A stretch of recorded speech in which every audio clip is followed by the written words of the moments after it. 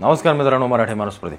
छावा चित्रपटावरती अनेक ठिकाणी कॉन्ट्रावर्सी चालू आहे. अनेक ठिकाणी सगळीजणं बाहेर पडतायत.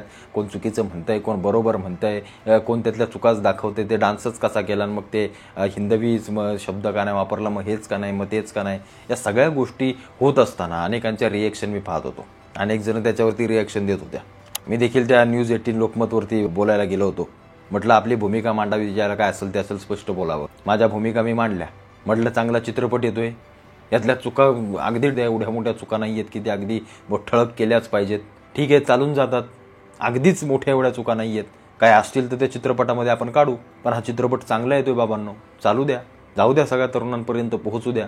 आणि दुसरी माझी भूमिका अशी होती की जर तुम्हाला चित्रपटातल्या चुका दिसत आहेत, व तुम्हाला तुमच्या रोजच्या जीवनामधल्या इतिहासाशी निगडीत असलेल्या, छत्रपतींच्या इतिहासाशी निगडीत असलेल्या चुका का नाही दिसत? गडांवरती हिरव्या मशिदी मजारी बिजारी हे चढवतायत, त्याच्यावरती तुमचा आक्षेपण, तुमचं थोबडं चालू होत नाही. जेव्हा मावळा आमचा रणशिंग फुंकत तुमचे आगमन करत बसतो, तेव्हा का तुम्हाला वाटत नाही काय महाराजांच्या मावळ्यांच्या वेशामध्ये हऱ्या बाहेर उभा केलाय, तेव्हा कुठं तुमची वाचा जाते? तेव्हा नाही बोलतायत. जेव्हा विटंबना केली जाते छत्रपतींच्या पुतळ्यांची याची त्याची, तेव्हा तुम्हाला बोलता येत नाही. जेव्हा या महाराष्ट्रामध्ये इथली काही लोक टिपू सुलतान की जय म्हणतात, तेव्हा तुम्हाला वाटत नाही का? तेव्हा कुठे जातात तुमच्या टीका? तेव्हा कुठे जातात आमचे इतिहासकार? आमचे इतिहासकार असे आहेत की फक्त कधीतरी बिळातनं बाहेर निघणार. मी ते पुस्तक लिहिले ना, मी ते असं केलंय ना. तुम्ही इतिहासकार काय महाराजांच्या सोबत जगलेले नाही आहेत. तुम्ही संदर्भ घेऊनच सगळं लिहिलंय. आता तुमच्या चुका काढायला बसलं तर केवढ्या निघतील ते काय सांगायची गरज नाही आहे. पण हा चित्रपट या येणाऱ्या पिढीसाठी इतका महत्त्वाचा आहे. अनेक जण म्हणतील की हाच इतिहास, चित्रपटांचाच इतिहास या लोकांना खरा वाटेल. ही लोक पुस्तकं संशोधन आजची पिढी करणारच नाही. का नाही करणार? का नाही करणार? तुमच्यानंतर काय, तुमच्या मागं काय, पुढच्या येणाऱ्या पिढ्या काय फक्त मोबाईलच्या चित्रपटावरती इतिहास बघत बसतील का? असं नसतं. या देशातले 1% इतिहासकार आहेत, तसे पुढेही होतील. अनेकांना आवड लागेल, अनेक जण संशोधन करतील, अनेक जण पुस्तकं वाचतील, अजून तुमच्यापेक्षा चांगली चांगली पुस्तकं देखील लिहितील. तुम्ही ठरवलं कसं की सोशल मीडियाच्या काळात जगणारी मुलं सगळी तेच करतील? हा सोशल मीडिया तात्पुरता आहे, पुस्तक हेच दीर्घकाळ राहणार आहे. मग या सगळ्या गोष्टींवरती आक्षेप घेण्यापेक्षा हा चित्रपट कसा पुढे जाईल, याच्यामध्ये बाबा अजून कटछाट काय करता येईल का, मग हे व्यवस्थित दिग्दर्शकासोबत बोलून ते कसं सोडवता येईल हे पाहायचं नाही. ते असंच झालं, ते तसंच झालं, हे असंच नाचताना दाखवलं, ते तसंच केलं, याच्यावरती सगळं बोलत बसायचं. आता या सगळ्या घटनेवरती मला एक महत्त्वाची प्रतिक्रिया पाहिजे होती, ती मिळाली. ती म्हणजे अमोल कोल्हेंची. आता त्यांचीच का? कारण हेच अमोल कोल्हे मागच्या निवडणुका या ज्या 2-3 झाल्या, काय बोलत होते, काय बोलत होते. त्यांची भाषा बघायला पाहिजे होती. औरंगाबादमध्ये का कुठं बसून म्हणत होते काय गरज आहे औरंगाबादचं छत्रपती संभाजीनगर करण्याची, काय गरज आहे.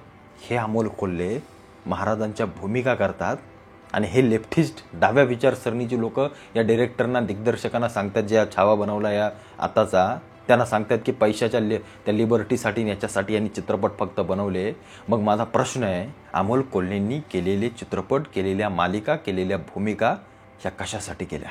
ही पैशासाठी लिबर्टी होती की खरंच छत्रपतींचा इतिहास घरामध्ये पोचवण्याची होती?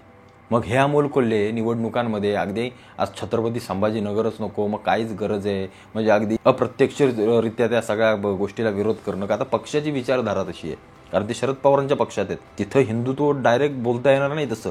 हे पहिले शिवसेनेत होते धनुष्यबाणाकडे, ते नंतर इकडे आले घड्याळाकडे, मग ते घड्याळ गेलं तुतारी आले हातात. पण मी या सगळ्या गोष्टीवर म्हटलं यांची प्रतिक्रिया काय. पण हे जे काय बोलले ते ऐका. छावा चित्रपटावरून वाद निर्माण झालाय, काय सांगाल? नाही, फक्त ट्रेलर पाहून नेमकं चित्रपटात काय आहे याचा पूर्ण अंदाज बांधणं कठीण आहे. त्यामुळे मला वाटतं जेवढं ट्रेलरमध्ये दृश्य पाहिलेलं आहे त्यामध्ये छत्रपती संभाजी महाराज आणि महाराणी येसुबाई साहेब या लेझिम नृत्य करताना पाहतायत. हा शेवटी आपला एक पारंपरिक नृत्य प्रकार आहे. त्या प्रसंगाची नेमकी पेरणी चित्रपटात कशासाठी करण्यात आलेली, त्याचा उद्देश काय, हे चित्रपट पाहिल्याशिवाय कळणार नाही. आणि माझं प्रामाणिक मत असं आहे की छत्रपती संभाजी महाराजांचा दैदिप्यमान इतिहास समोर आणत असताना स्वराज्य रक्षक संभाजी या मालिकेतून त्या ऐतिहासिक व्यक्तिरेखेला, त्या दैदिप्यमान इतिहासाला कुठेही गालबोट लागणार नाही याची पूर्ण काळजी आमच्या टीमनं घेतली होती. आणि त्याच पद्धतीनं माझी ही अपेक्षा आहे की छावाच्या संपूर्ण टीमनं सुद्धा छत्रपती संभाजी महाराजांचा दैदिप्यमान इतिहास, त्या इतिहासाला कुठेही गालबोट न लावता, त्या इतिहासाची कोणतीही प्रतारणा न करता समोर आणला असेल अशी अपेक्षा आहे. आणि जर ही अपेक्षा पूर्ण झाली असेल तर मला वाटतं इतर कोणत्याही छोट्या गोष्टींवरून याविषयी वादंग निर्माण करण्याची आवश्यकता व्यक्तिगत मला तरी वाटत नाही.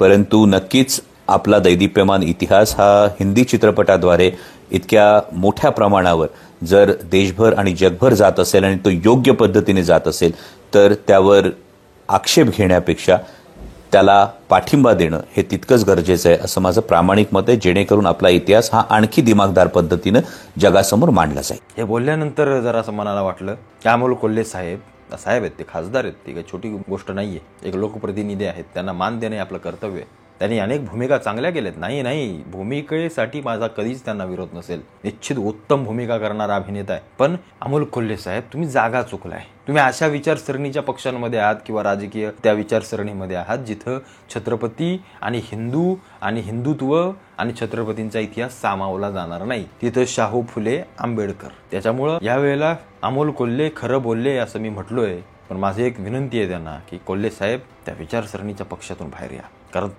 तुम्हाला जर खरंच महाराजांची तळमळ आहे असं तुम्ही म्हणताय, आम्ही असं मानतो देखील, तर खरोखर या सगळ्या गोष्टीतून बाहेर या. फक्त दाखवण्यापुरते विचारसरणी नसावी विचारसरणी. माणूस हा निस्वार्थी थेट विचारांचा असावा, जो तसूभर देखील आपल्या विचारांची तडजोड करणार नाही असा माणूस असावा. मला जागा मिळते म्हणून मी त्या पक्षात जातो, मी इकडे जातो, मग माझ्या विचारसरणी जर माझ्या विचारांचं सगळ्याचं काही तिकडं वाटोळं हो, पण मला फक्त तेवढं पाहिजे असा व्यक्ती नसावा. आणि ही राजांची शिकवण तर निश्चित नाही. तुम्ही राजांना मानता ना, तर मग राजांची शिकवण काय बघा एकदा आणि मग सांगा. तुम्ही या चित्रपटाच्या समर्थनार्थ बोललात, चांगली गोष्ट आहे, तुम्ही योग्यच बोललाय, काही चुकीचं बोललेलं नाहीये, काही या चित्रपटामध्ये चुकीचं नाहीये.